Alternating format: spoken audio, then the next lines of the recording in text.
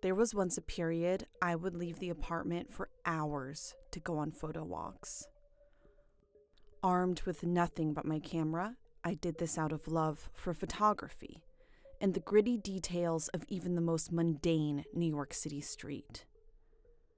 But I also did it for money and to avoid my ex. People paid for my photos or paid me to show them how to take them. My ex didn't understand my obsession with photography or New York. To him, New York was a filthy, chaotic place, and that made it unworthy of adoration. I admired the city despite the filth. Sometimes the filth even fascinated me.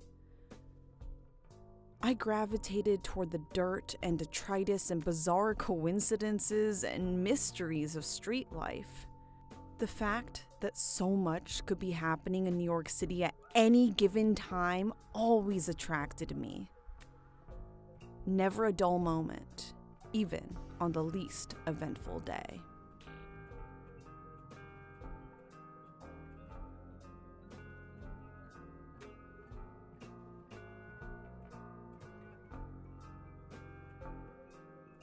Before the pandemic, I was hired to revive a photo club at an organization for adults with disabilities. I would meet the club members at their day rehabilitation center in Bed-Stuy, and then we would head out into the neighborhood with cameras. I would come up with prompts or just point out what I found interesting. We reviewed each other's photos right there on the sidewalk, offered feedback, and made quick adjustments. I delighted in having companions who cheered me on for taking photos of ribbons stuck in fences or leaves in the gutter. My ex didn't understand why I'd want to spend my time, as he put it, photographing trash with outcasts.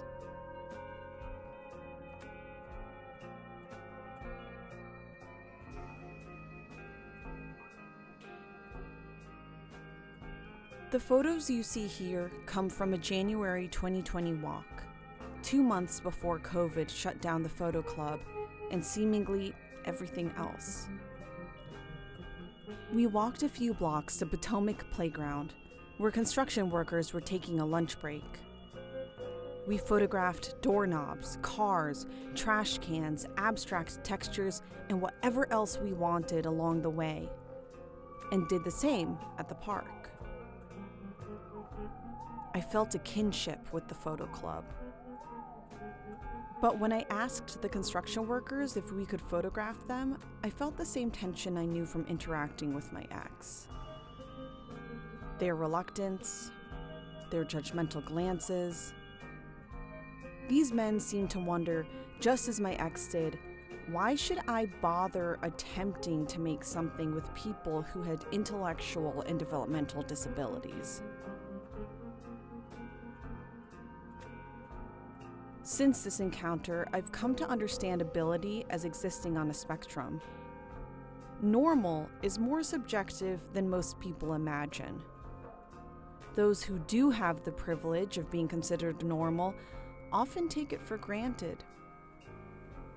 Any one of us could lose our abilities of the mind or body at any time.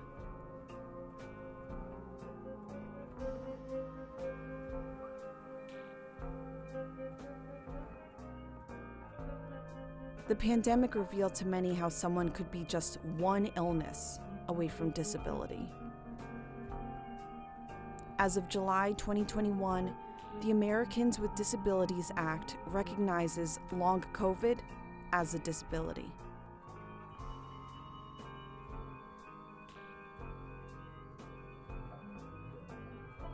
I have moved 4 times since that January 2020 photo walk. From Crown Heights to Flatbush to Williamsburg to Bushwick and now Bed-Stuy, a mere 2 blocks from Potomac Playground.